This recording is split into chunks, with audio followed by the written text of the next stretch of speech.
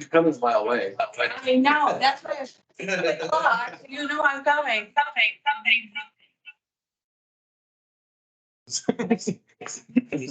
are you? Not working. No, it's because, I have to make you a presenter. Hold on. Oh, well, that's because you ate all that crap. You leave the call. As long as you can go back in. Sorry, Mom. No, I think we're okay. Trying to be a mom. Sorry. I got 11 decaffeinated chamomile. Yeah, me too. And then, which one? Okay. Tea, 7 chamomile. I could take my glasses off. I don't still see what I'm saying. It's like I'm trying to look up there. Yeah.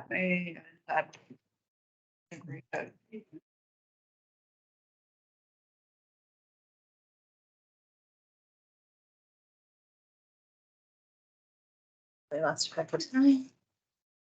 So late. Have a Starbucks account for all of us. Yeah. That's what we're saying. Look at one. Everybody's at Starbucks. Oh, mine's in here. I poured mine in, but I'm at Starbucks.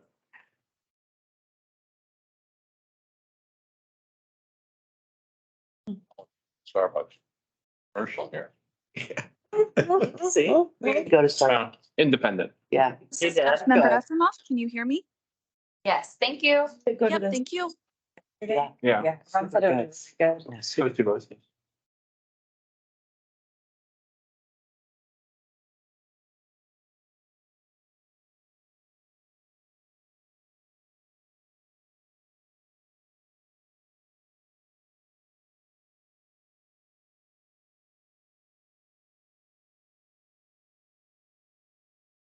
Oh, there's Joanna. I was thinking, we could say whatever we want today. Joanna's not here. In the hallway. Kidding. She doesn't like. Or are you just gonna progress to it? Just gonna, I'll need the slides. We'll just go. Okay. That slide, be good.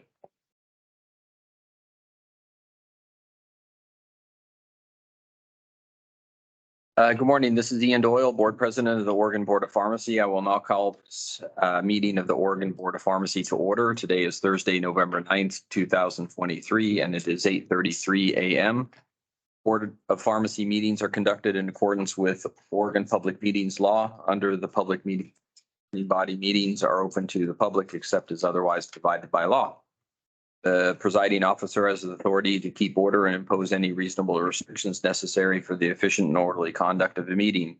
Governing bodies are authorized by ORS 192.660 to meet in executive session and certain limitations, including the consideration of information obtained by a health regulatory board as part of an investigation of a licensee or applicant conduct. All official actions by the board must be, by public member must be recorded. We remind ourselves of the mission at the beginning of each meeting. The Oregon Board of Pharmacy serves to promote and protect public health, safety, and welfare by ensuring high standards in the practice of pharmacy and through effective regulation of the manufacture and distribution of drugs. I will now call roll for board and staff. For the record, when I call your name, please verbally acknowledge your Board President Doyle is here. Board Vice President Kat Chin. Here. Board Member Shannon Beeman. Here. Board Member Rachel DeBarmore has an excused absence. Board Member Jennifer Hall. All here. All here. Board Member Rosemarie Hemmons. Here. Board Member Rich Joyce. Here. Board Member Priyal Patel. Here. Board Member Sydney Vipperman. Here.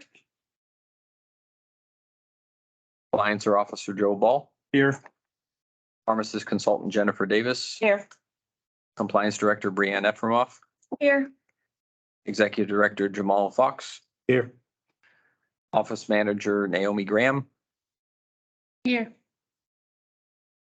Licensing Manager Chrissy Hennigan. Here. Administrative Director Karen McLean. Here. Operations Policy Analyst Rachel Melvin. Here. Staff Member Joe Schnabel is absent. Board Counsel Joanna Tucker Davis. Here. President of Pivotal Resources Pete Pandy. Here. Facilitator of Pivotal Resources Vashti Boyce. Present. And facilitator of Pivotal Resources Brittany Sale is absent today. There will be an opportunity for public comment this afternoon. The board will not deliberate on issues or requests during public comment, such as formal requests, issues currently under investigation, requests pending before the board, or currently proposed rules. To sign up for public comment, please email your request to pharmacy.board@bop.oregon.gov by 10 a.m. today, or sign up using the sign-up sheet by the door. With regards to housekeeping and meeting etiquette, please identify yourself as board staff or facilitator with your last name before time. Silence all devices. It is important that board members speak one at a time and directly into the microphone. Please limit side conversations as they interfere with that recording. Raise your hands when you have questions or comments. You will be called on as quickly as possible. Several round robins will be conducted to facilitate discussion by Pivotal Resources. Please note that this meeting is being recorded and retained for public record keeping purposes. Please note that there may be times during meeting in which the board may divide into small groups, and it may be difficult for the virtual attendees to hear. For the public in the room, we require you add your name to the sign-in sheet located at the entrance. We anticipate breaking for lunch around 12:10 p.m. and we'll ask the public to leave the room at the time. Without further ado, I will turn it over to facilitator Pandy to guide us on the next steps. Very good. Thank you, Board Doyle. Facilitator Pandy. So welcome back, everybody. This is the day we're going to try to continue our discussions and deliberations on options, opportunities, priorities for the Board of Pharmacy, and hopefully consolidate that into some at least relatively clear direction for the staff to develop a strategic plan. Our plan for today, well, just to recap what we did what we did yesterday, back in time, time-space continuum has been broken, is we talked about various critical issues. Well, we talked about the pillars that are kind of guiding what we're trying to accomplish as the Board of Pharmacy, and we arrived at an updated list of pillars, which I've posted on the wall. Try not to block the beautiful view, but those are licensees, registrants, innovation, operations, regulation and compliance, and communication. Then we broke into small groups, and every group had a chance to do some brainstorming on terms of issues, opportunities, accomplishments, and potential goals for each of those 6 areas. And then we started working on focusing on, as a full group, each of those to identify, okay, based on what we touched and discussed through that group, small group activity, what are things that emerge as potential priorities or goals for the board going forward? So we're going to continue that this morning, focusing on the remaining 4. The ones we did yesterday, I posted the notes at the back there. There was the licensees and then the innovation. And so we're going to continue, first of all, with registrants, and then we'll move into registration and compliance, regulation and compliance. So registrants, regulation and compliance, operations and communication. So we hope to get through all that in time to begin a discussion specifically focused on DEI before lunch, and then wrap up the DEI after lunch. And then the remaining part of the meeting will be kind of coming back to all the ideas that you've identified in terms of goals for each of those areas, and then say, okay, across those, where really should the priorities be? So keep in mind that when we have these lists by topic, we can't expect that all of those are going to be critical goals for the agency, because as we know, we have to be focused on, stuff that's really doable. So that'll be part of the discussion this afternoon. So that's the plan. Any questions, concerns, suggestions, proposals in terms of how we're moving forward today, and feedback on that agenda plan? Yes, Board Member Bifferman. Board Member Vipperman. I think I just want like 5 minutes to go around and just reorientate myself with what's on the board so that I have a better idea. Is that going to be about what's on there? Because some of them we didn't get to see. I know because it's way over there. I can't. Right. I mean, can we do that? When we start each topic, I will go through and remind you all, or if you want, we can set them up and you can I'm go. gonna come up and look at it myself. Okay, Yeah. that's totally fine. Okay. Absolutely. I mean, do you want, I mean, some of them are hidden, but if you want to go back and give everybody a couple minutes to kind of look at each one, to just kind of get refreshed on what was there. Well, that was like our first one. So there's so many other people that have looked at that and I haven't had a chance to do that. So I just want to make sure that I look at it and Okay, know that what I'm going to agree to is on there or not on there or. right. Okay, that's a could do good that. suggestion.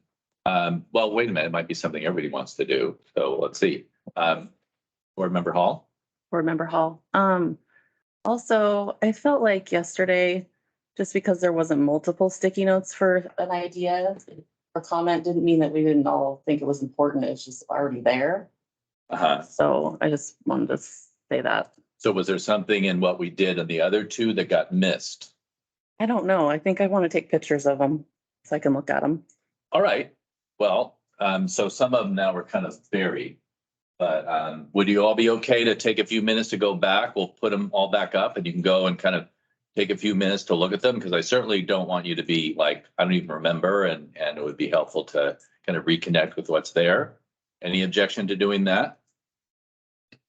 All right, so let's do that. I have to get them all covered up here, but we'll set them up around the room. Other people who had good ideas, I want to go, Yeah. oh, that could be. All right, so why don't we take, thank you. Let's take 10 minutes to do this. And, after 10 minutes, if you're feeling like, no, I'm not done, we can extend a little bit more. That's a good suggestion. So thanks for bringing that up. Yeah. So then you have, that is a great top. Or they're just kind of where they end up. And we can take pictures of them, correct? Absolutely. If you do, on your personal device, you have to send it to us, because it's a record.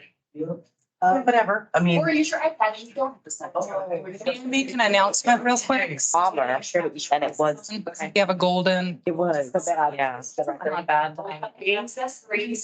And it's just great, yeah. I'll take the pictures. Maybe. I don't know how they said maybe. So interesting, right?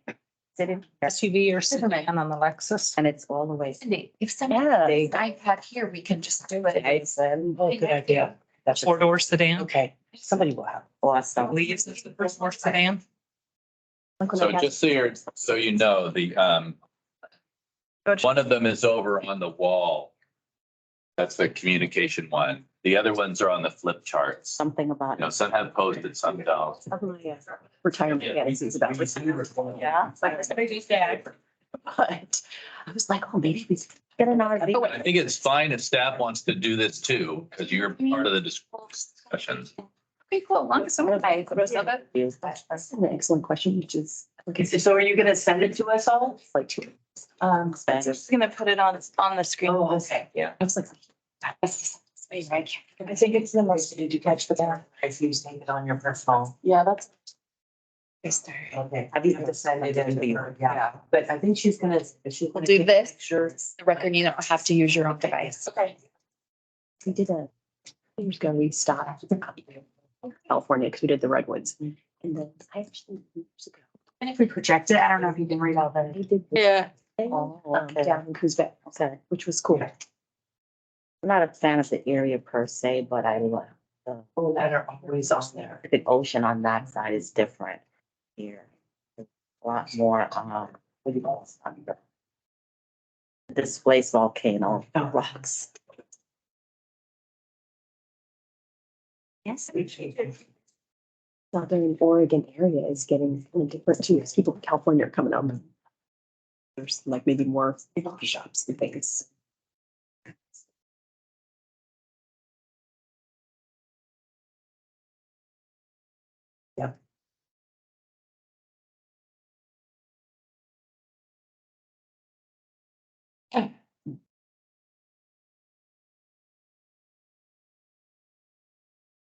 1, 2, 5, 6. And then do we need that, the pillar stuff?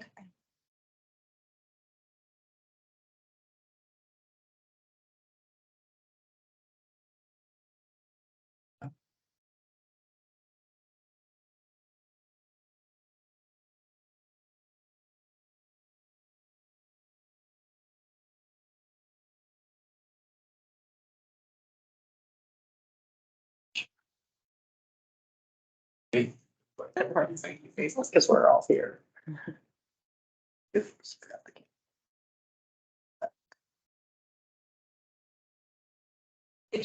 Pictures. Oh, yeah, Barbara.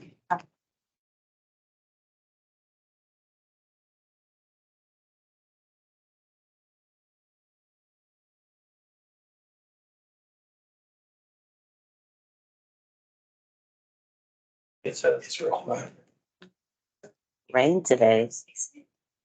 Yeah, in the afternoon.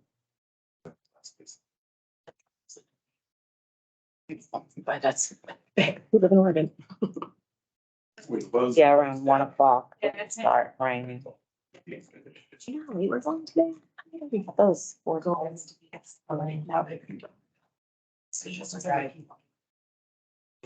Those that are, no.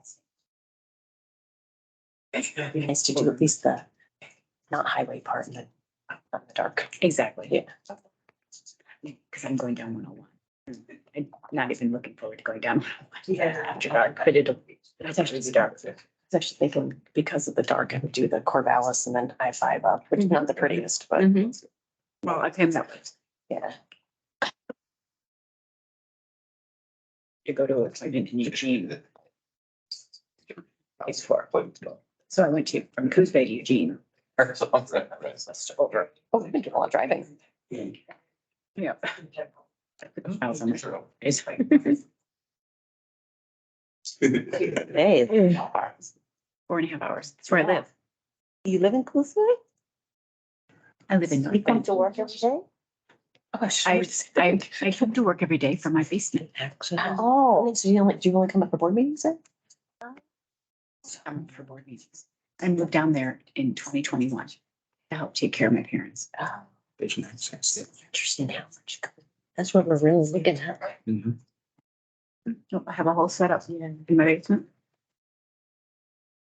Get up and jump on my computer. It removes I can't, I pump. your that you can't accomplish. Which one? I'm gonna start with because Yeah, it's amazing, right? It happening all the time.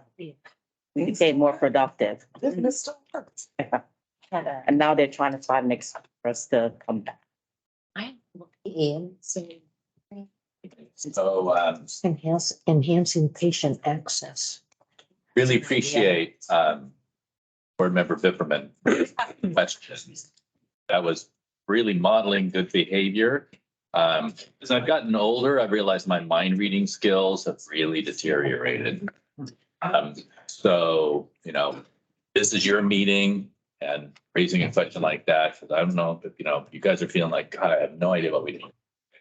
I'm really glad you brought that up. While Rachel's bringing up the facilitator Pansy. While Rachel's bringing it up, we're going to show a picture. Hopefully it'll be legible enough of what's up here. So we'll be able to see that. So another great depiction. Wanted to just kind of talk about the timeline and what we're trying to accomplish here and then going forward.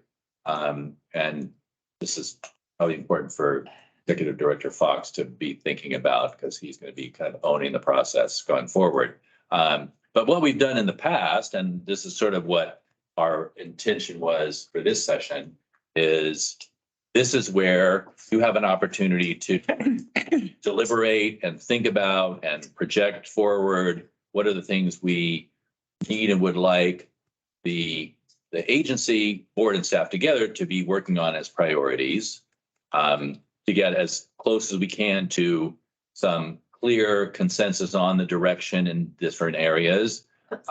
It could be, let's not worry about innovation for the next year or two because we have other stuff to work on, or, so that's all kind of part of the that deliberation process to decide what's the direction there should be.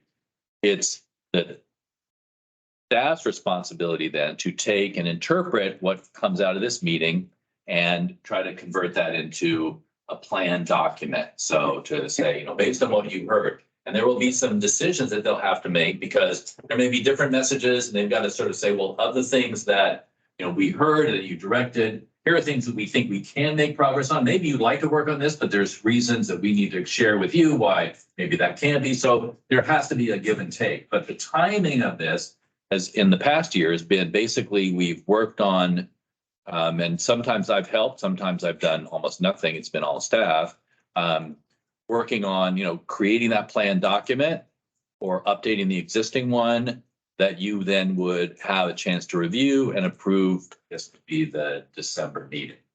So the idea would be to have the plan ready to be approved. Now, that's a pretty tight turnaround time. So, you may say, well, I don't think there's a statutory requirement that the strategic plan has to be done in December. Or you might say, let's put another iteration in this and finish it and approve it in February. So, we're kind of basing this on the way since we've been working with the Board of Pharmacy in the past, how it's been done.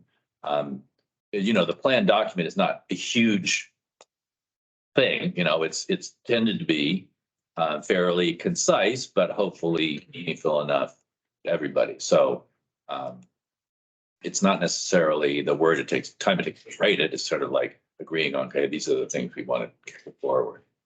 So that's kind of the plan and the timing that we've had in mind based on the way we've done this process in the past. So I guess if we should raise a question now, does that seem acceptable to board members? Certainly, if we're going to do a vision review in February, and the vision would be nice to include in the plan, maybe that's something that we leave as a placeholder and drop in or finalize and approve, assuming you arrive at a vision statement then. So comments on that? I don't think we need to go around the room, have everybody comment on it, but if anybody has any concerns about that or questions about that as a path forward. Yes. Board Member Doyle, I haven't seen the plan for the December meeting yet. Does somebody recall how much time might be allocated to this on the December meeting? We have not interjected from strategic planning into December's meeting yet. Okay. Just what we spoke about last night, the 4 hours to discuss the vision. Right. February, yeah. But we don't have any placeholders, but we can. We haven't gotten there yet. It sounds like there's no time. Executive Director Fox, from my understanding from staff, there's no time unless we want to change some items on that agenda, maybe a little tough. And the second thing I just want to just raise, all agencies are supposed to have the strategic plan done, completed by December 31st, 2023, given to the governor's office by then. So I'm board member. Concede to Board Member McLean. Staff Member McLean. So just to clarify, the desire to have strategic, because we have an existing strategic plan that meets the goal of the governor's office, we don't have to do a new one before December 31st. That because we have an existing plan in place already, a lot of agencies didn't have strategic plans because we have met the goal of the December 31st thing, and we will just continue to move forward. Thank you. Heard something different. That's different than what we've heard for the last 6 months. Thank you, Staff Member McLean. From my understanding, the governor's office has a new template that we need to put in, and those who in the last 36 months need to update and have it on that new template by December 31st is what I was told. But we have the plan that we have, even if we don't have a totally fully updated plan that we can insert into that template.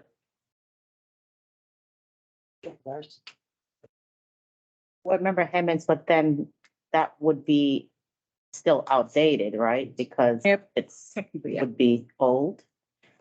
So is the requirement from the governor's office that they want it updated with the new, what is it, triennial, whatever? A biennial. Biennial? They didn't expect to have everybody redo all of their strategic plans by December 31st. They just wanted to know that we had a plan in place. Yeah, that's Board Member Doyle, so I'm asking the question to reconcile some of your suggested timelines with that of what might be planned by staff already at this point. It sounds as if there would be optimal to spend some time on this in December, and I will be working with staff to carve out some time in December to work on it. We might not have enough time, might not get it done, and it sounds as if we have some leeway to make the choice as a group to push it off, to finish it in February if necessary. Board Member Hemmons, it sounds like there's some confusion though about whether or not it has to be done, what actually has to be done by December 31st. So maybe we should clarify that with the governor's office first. In addition to probably making some adjustments to the December schedule. I think we still need to clarify what it is that we're supposed to have done by December 31st. This is Board Member Vipperman. But see, we do a strategic plan every year. We have started since 2019 doing it this way. Our strategic plans are 4 years. Is that correct? Yeah. Okay, so we have a 4-year plan in place right now. This one is going to be from what year to what year? Yeah. That's what I was asking for. Can you? I think it's really for you all to decide. It is a question, I think, part of the transition with Executive Director Schnabel and Executive Director Fox. We haven't had a lot of discussion about, okay, are we resetting the clock and saying, okay, this is now the 2024, 2028 plan. So I think I don't believe that from the governor's office perspective, that's totally to the agency to kind of decide the timeline. As far as I know, I don't get messages directly from the governor about this. Yeah. But I think that is a question about how do we want to sort of label it in terms of time. And that was something we were going to kind of talk about. Okay, so this is Board Member Vipperman. Oh, I'm so sorry. Just 1 second. Oh, you're fine. I think that's a big ask to do this in literally 20 days, a month. And then we have to look at it and then approve it. I am so tired of doing things like, okay, you need to read this in 5 minutes and you need to make a decision on it. And I mean, this is a strategic plan that's going to be for 4 years. I think that if we do this in a month, it's not going to give the time and energy to the staff, to the board members. It's going to be a disservice to all involved. I don't like that. Staff Member Fox. Well, Thank you, Executive Director Fox. I just pulled up the letter that the governor sent out, and in there, I believe since the current strategic plan is for the 4-year period, I think it should be fine. The only thing it talks about is the goal of having plans updated in a new template by December 31st. And if an agency with strategic plans older than 36 months should begin a new planning process and have the completed strategic plan done by June 1, 2024. Thank you. Thank you. Yeah, I didn't want to say something without knowing for sure, but my engagement with how past governors and administrative services have shepherded these kinds of things is they want to show you're working on it and not, meet a deadline. And I think when they talk about the template, I would be surprised if the existing plan didn't have almost everything they would want in the template. There's some things like pestle or SWAT. Well, we did that yesterday, right? So I think, what I saw, it seemed like we checked most of the boxes, but I certainly didn't study it to the degree that, they called us on, item 5 on the list of the template. We have it. I think we'll have to check that out. It would be pretty difficult when you consider the variety of formats that different agencies have in their plans, is everybody suddenly has to have the same looking thing. That would be a bad idea. You don't want this agency's plan to look like the Department of Transportation. It's a whole different kettle of fish. So I think being within the realm of, okay, we've got the right pieces. And so hopefully that sort of, let's make sure it's makes sense would be the objective. Do you have a comment? Oh, sorry. Yes. Stephanie, I was just going to add for informational purposes that our strategic plan that is on the website that you approved last year is from 2022 to 2026. So it is not expired. It clearly states it was updated in February of 2023. So We're good. do you have a plan that is current and active? Sure. Thank you. Board Member Hemmons, so I have a question then. This strategic plan that we're working on now,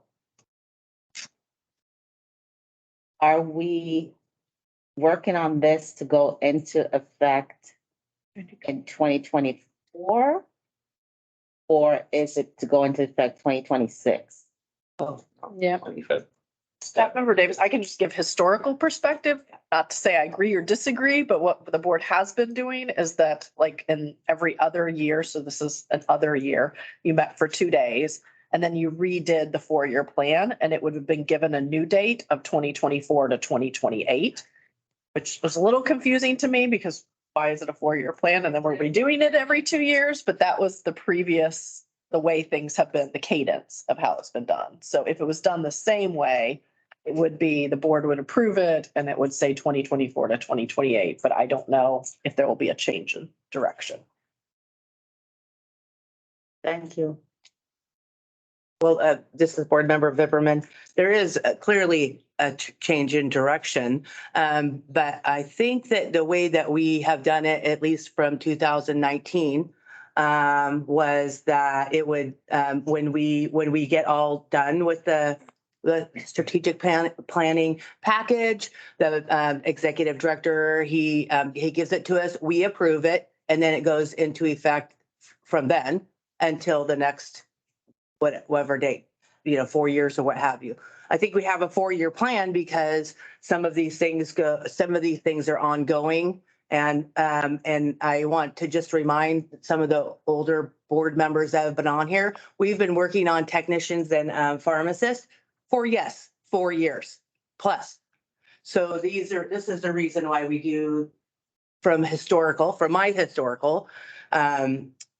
why we do things that way. And I'm pretty sure that when we look at this plan in whatever February or what have you, and we go, okay, it's all fine. It'll go from like February of 24 to February of 28, and that will suffice the governor's office with the June 1st. So, right? Okay. I just don't want to be pushed into, okay, we need to do this and we need to do this right away, because I want to just remind people that we all have full-time jobs and we have like all this casework and all these rules to go to. I don't want to fit it into a half an hour and then be pushed to like, okay, this is what we need to do. That's my problem. And I will bring that up if that happens in December, and I will bring that up. So I'm just saying. Good. Sorry. That's very appropriate. Other comments?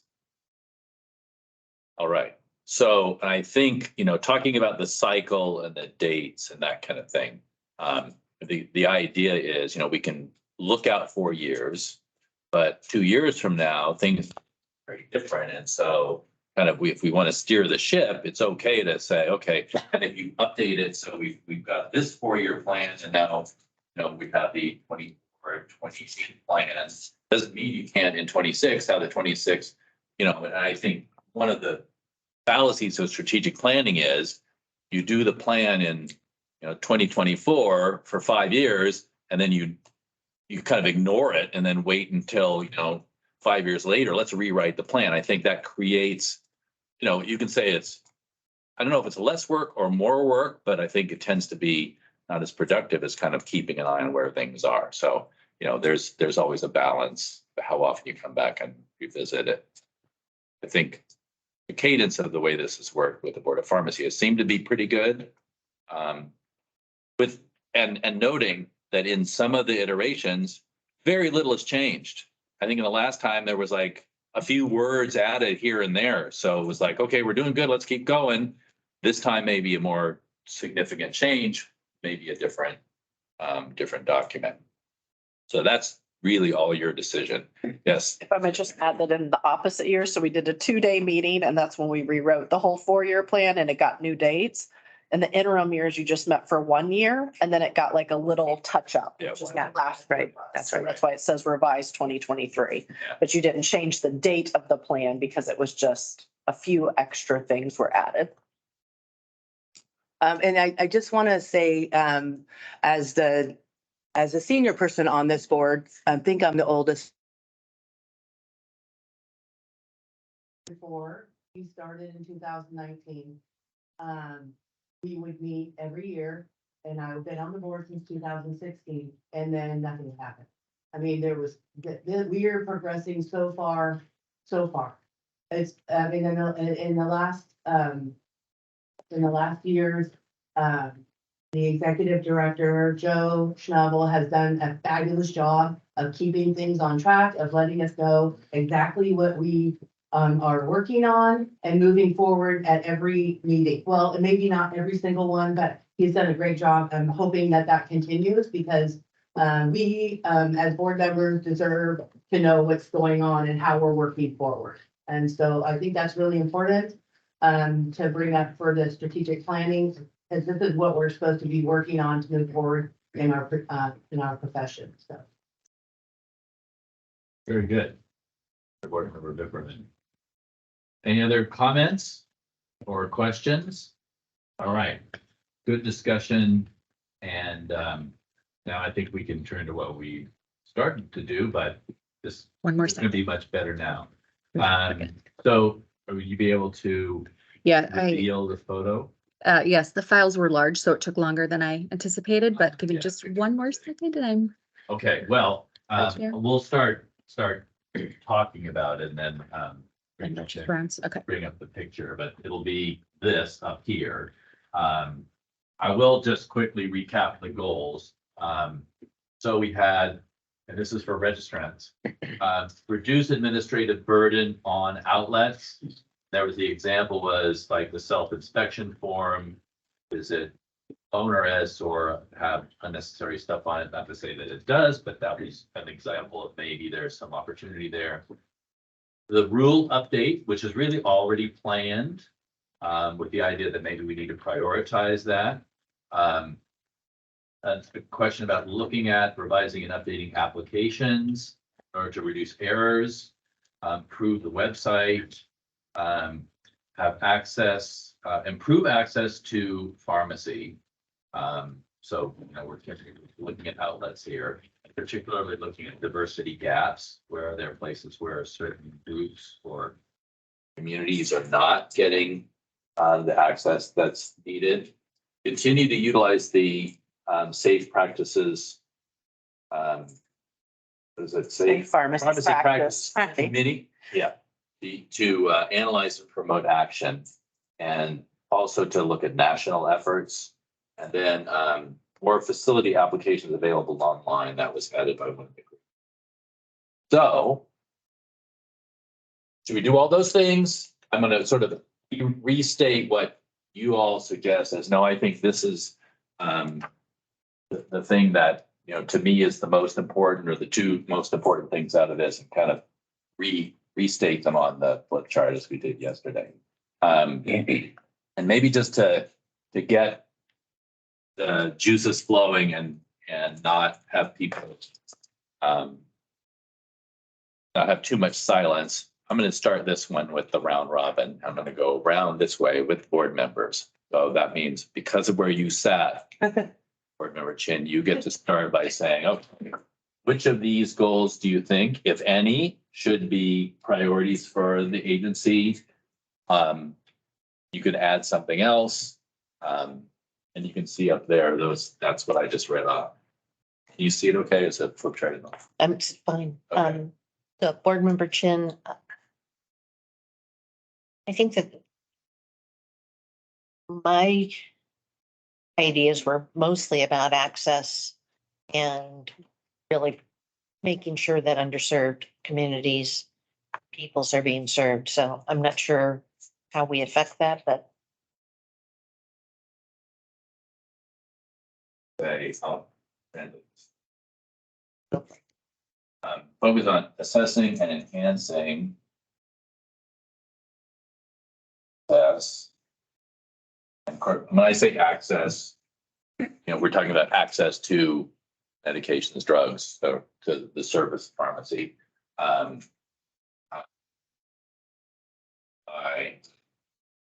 would you want to describe the groups?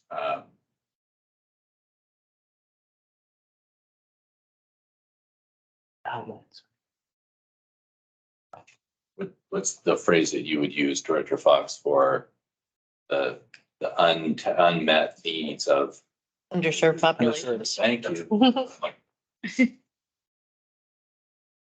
I mean to speak for you. No.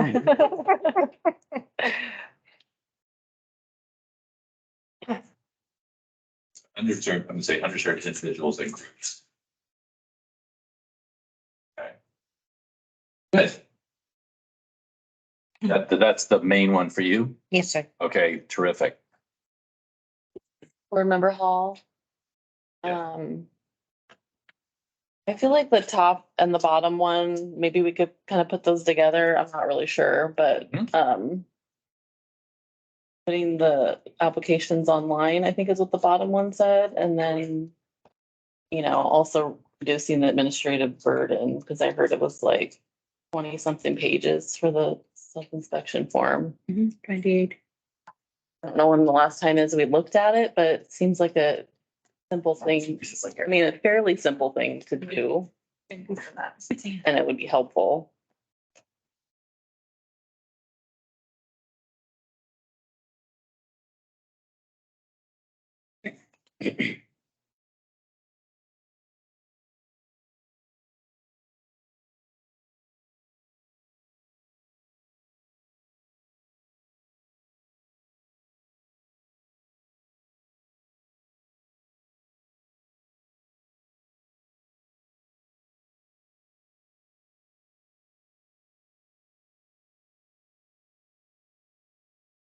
Okay, so what I've written here is investigate and identify ways to reduce administrative burden and improve efficiency for registrants.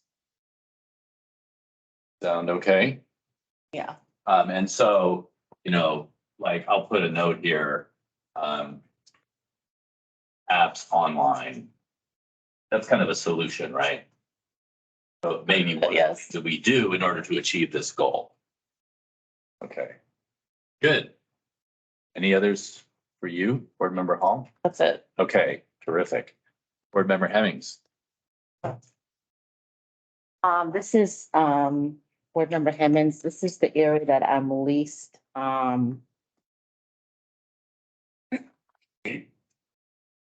have the least knowledge about. So you don't run a pharmacy. So, right. But I would just say, and I think it's probably in alignment with what Jen said in terms of the impact on underserved communities. I see something that says increase access to pharmacy, look at diversity gaps.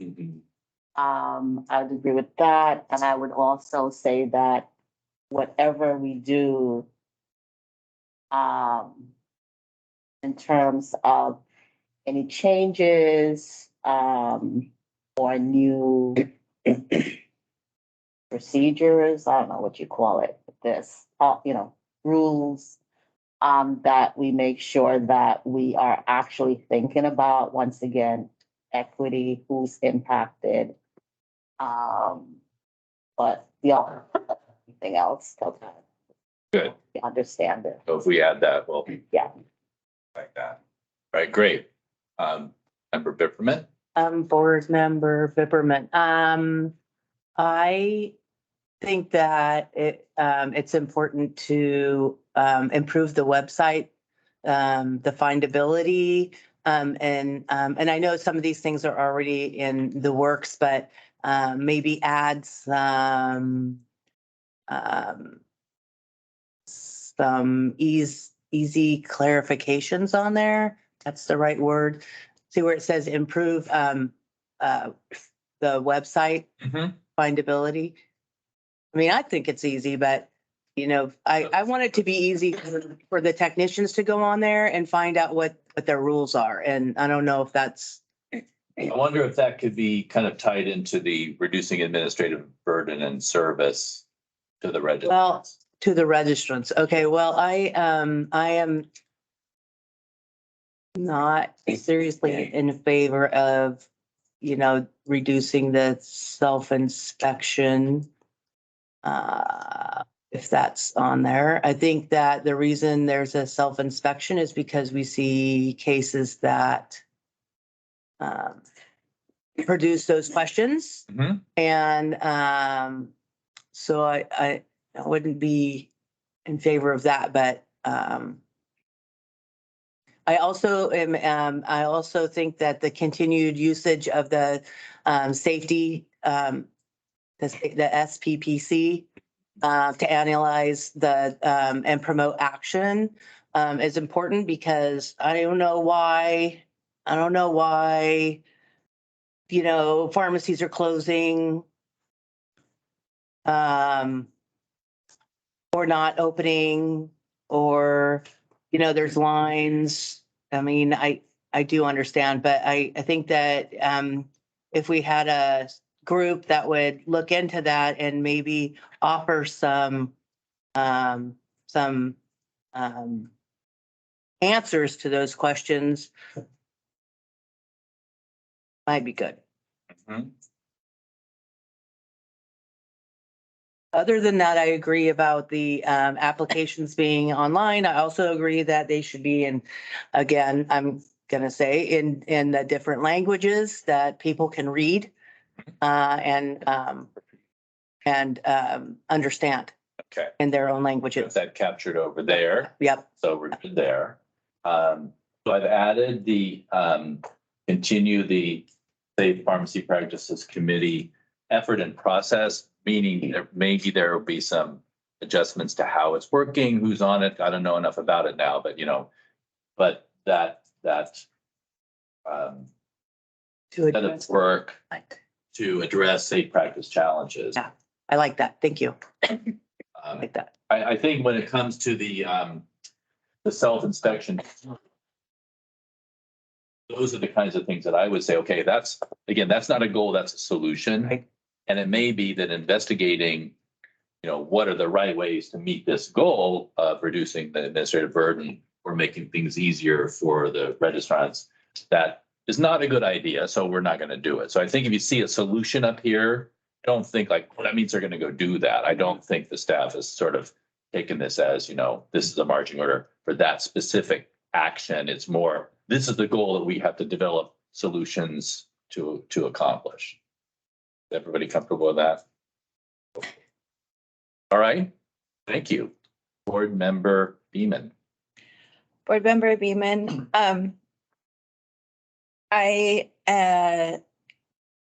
looking at the list, the access point is a big thing. And I think that it's going to be a bigger issue as years go by and more businesses pull out of Oregon that contain pharmacies. And I think there's going to be pharmacy deserts in areas we don't expect them to be yet, because they traditionally haven't been.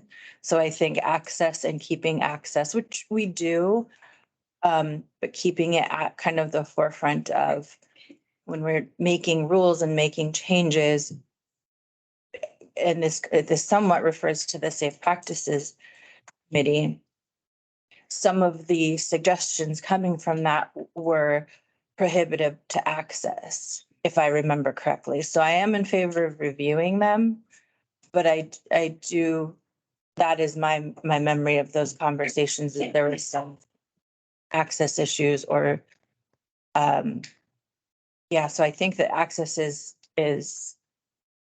and we're seeing it expand, not just in pharmacy closures, but in staff walkouts and what we're seeing, not just in Oregon, but on a national level.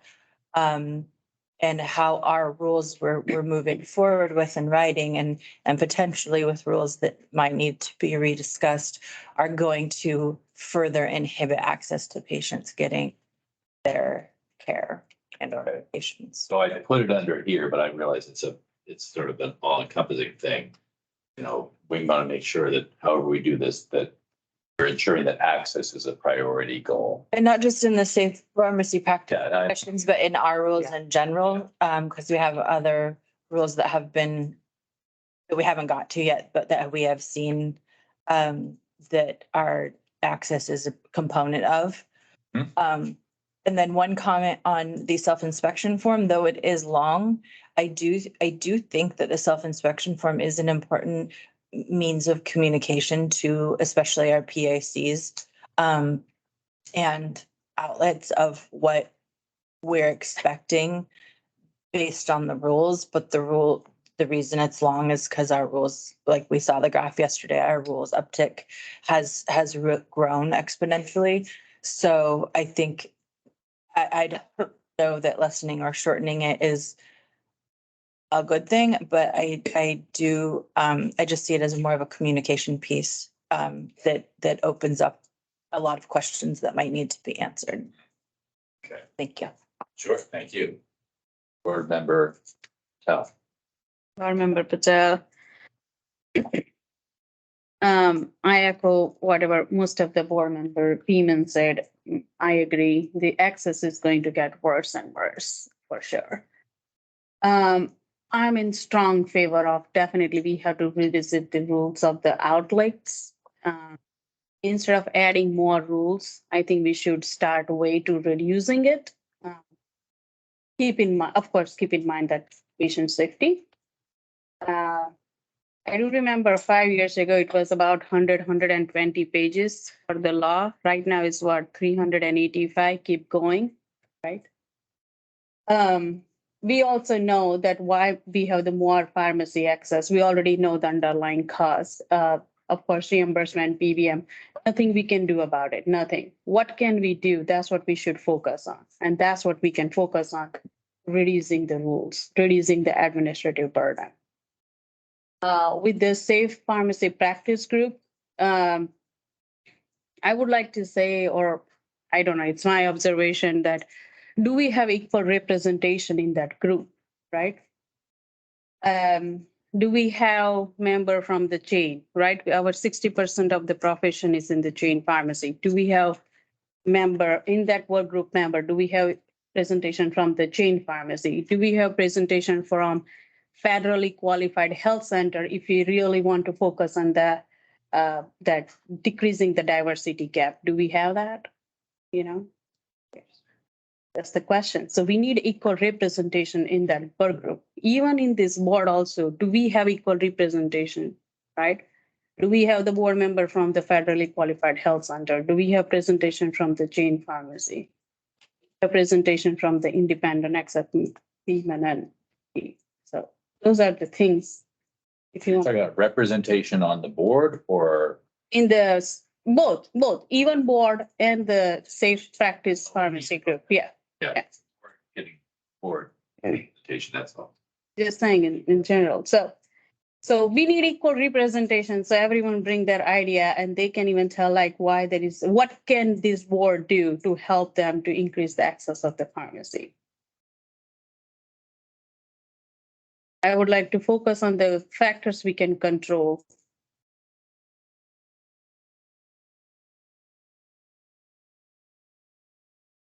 So what I bring here is, because I was gonna wonder about this, review, update the rules, which was one of the other ones. We're now moving over to here. Focus on clarity, administrative burden. Are there other kind of guidance in terms of the rules that you might want to be, I think you said, Find a way to reduce the rules. Instead of keep adding it.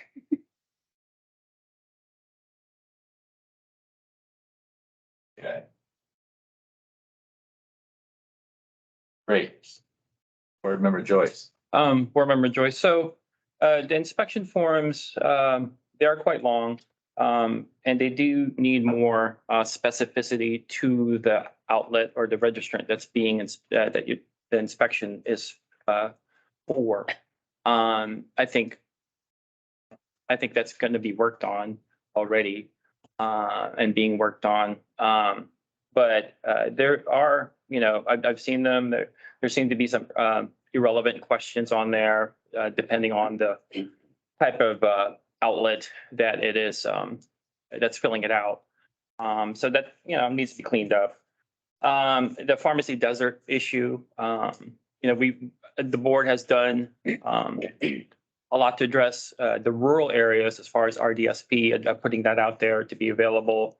Now it's kind of time to look at let's say Southeast Portland, Northeast Portland, North Portland, some of those areas because pharmacies are closing. And some of the major pharmacies like CVS are closing, Rite Aid, Walgreens, they're closing. And, we really need to start looking at that more as to why that's happening. I know the feedback has been, and I know I've heard this, we can't do anything about PBMs or the reimbursement fees. And, maybe there is, maybe we can look at what other states are doing as far as, and I mentioned this before, and it's the quotas, the performance metrics.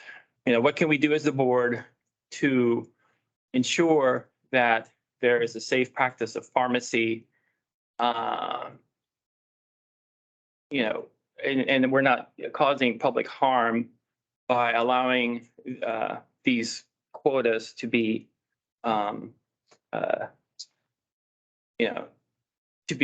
enforced by the PBMs or whatnot. We need to be innovative as far as like how we can approach that, because those are the main things that we are getting feedback from those large pharmacy chains that are closing. That, hey, this is the issue. We can't staff our pharmacies. We're being forced to fill hundreds of prescriptions per hour or per day. We can't do this. So that kind of melds into the SPCC, and we need to revisit that. What can we do? There were some ideas brought about with the committee last year, earlier this year, and unfortunately we weren't able to do that much actually to address what they had concluded would help. But we need to look at that because pharmacies are closing left and right. Right. So you're saying that would become one of the issues to investigate as part of this process? Yes. Okay. Yeah.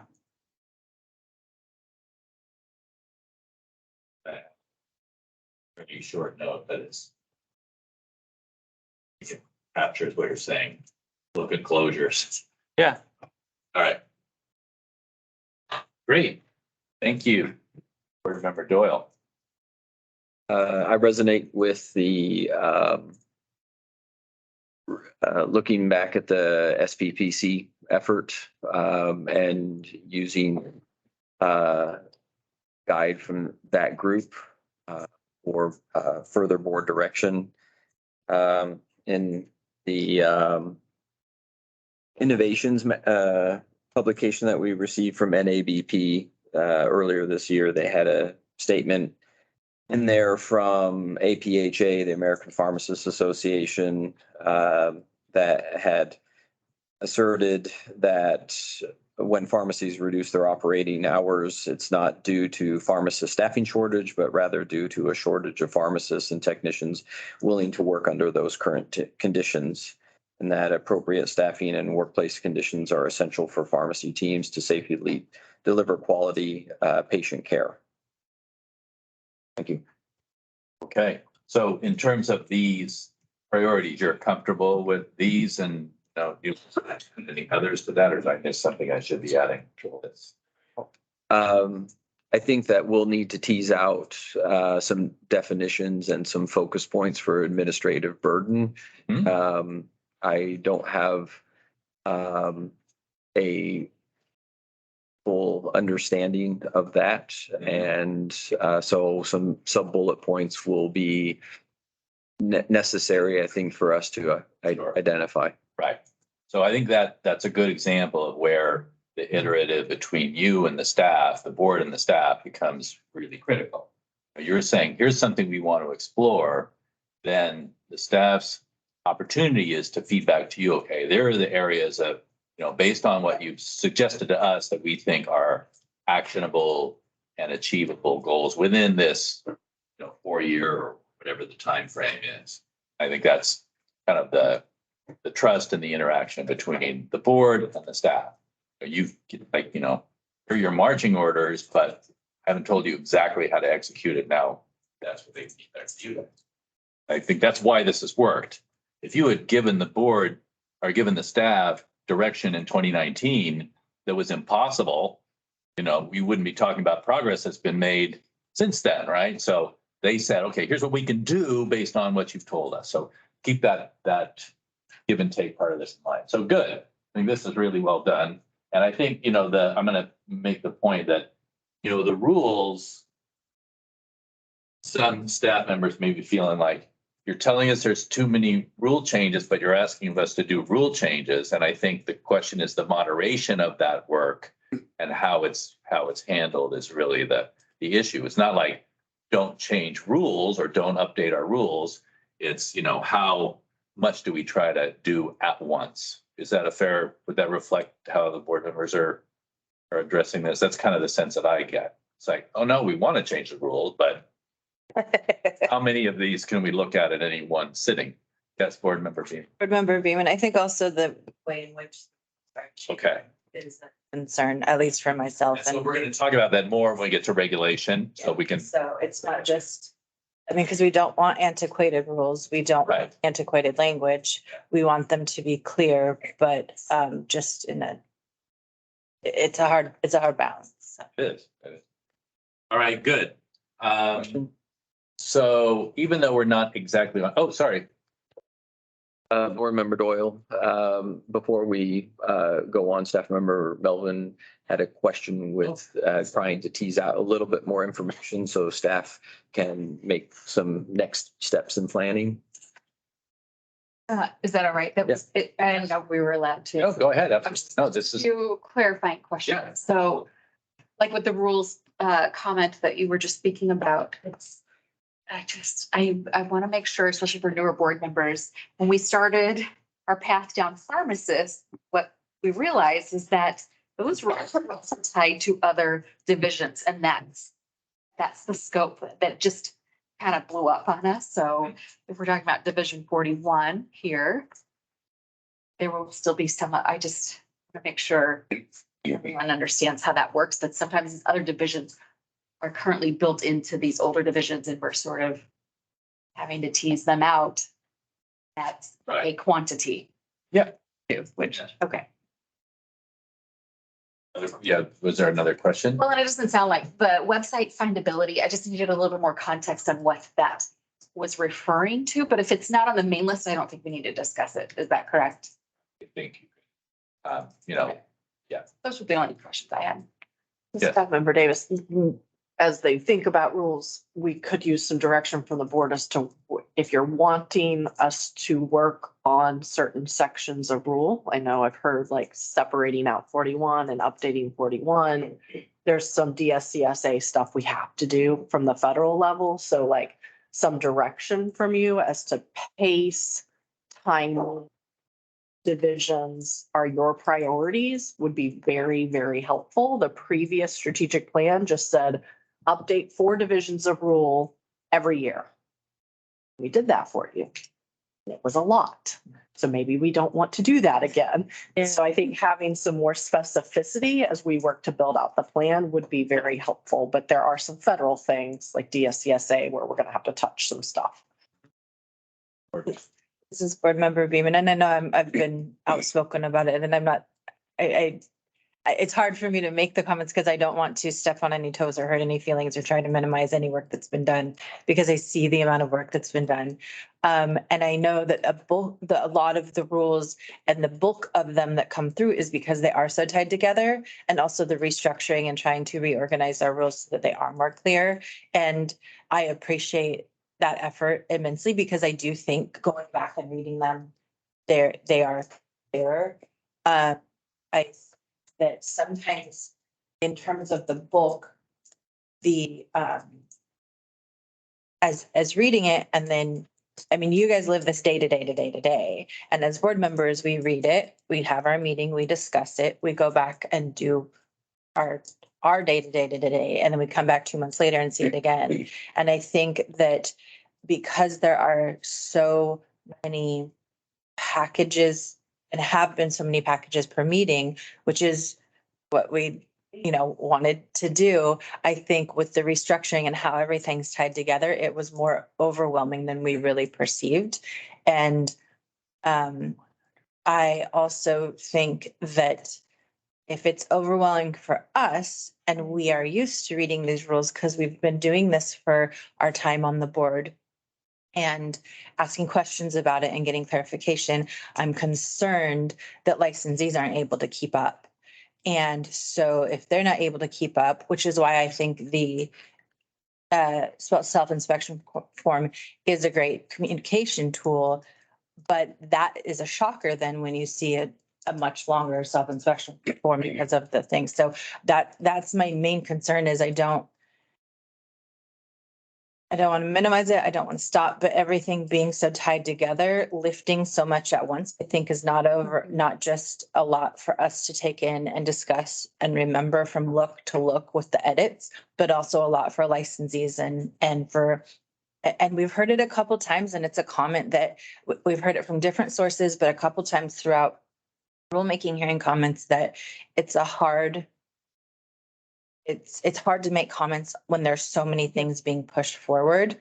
And I know we want to get rules pushed forward, and I know we want to keep moving with them, but what's the cost of our productivity? Because it's great to be productive, but I feel like we need to maybe swing the pendulum back a little bit, going a little too far in the productivity way.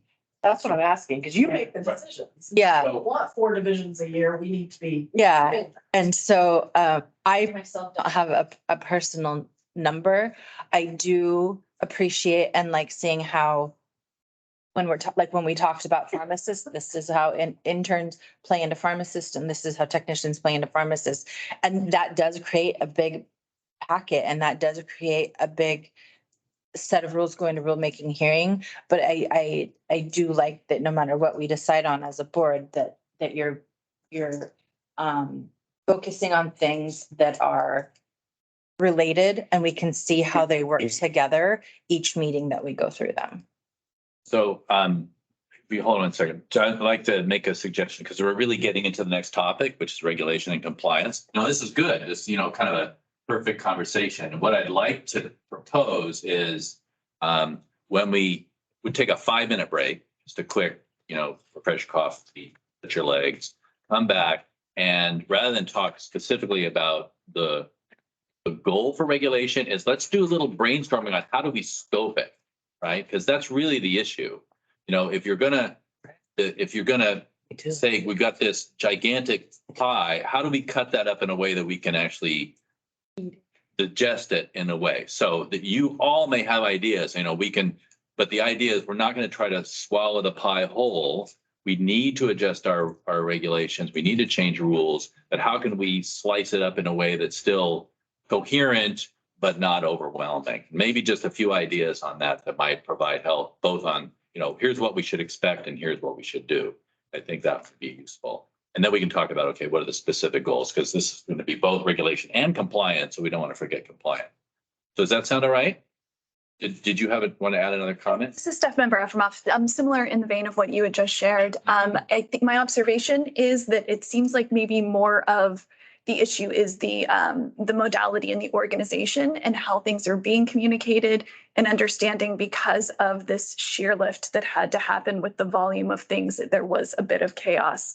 That looking in the future, maybe what staff can do is to also bring back like huddle, look into what are the priority roles related from federal and other things that are going on, and then present that to the board so that they could have informed discussions on how to raise the priority level to what certain things. And then we could put our heads together on how do we try to do these lifts in a more succinct, or from an outsider's perspective. If you don't live and breathe this every day, I totally get it. And I still live and breathe this every day and get confused too with how Secretary of State filings go and everything else that causes another layer of potential confusion. So I think there's ways that we could brainstorm as a team to figure out how to have that methodology in place. We used to historically only do rules twice a year, rules hearing, if you guys remember that cadence. Yes, some other health boards do that flow too. So maybe there's some conversation we can have and how we can meet the other priorities of the board that you're looking for, and then try to find the operations to suit that. Good. Well, keep some of those ideas. We'll throw them up here on a little brainstorm after we take 5 minutes and give you a chance to take a breather. Then we'll come back and talk about the regulations specifically. Pretty good? 9:47. 9:42 now. Oh, well, I'll be generous. Let's go to 9:50. Yes, that's all right.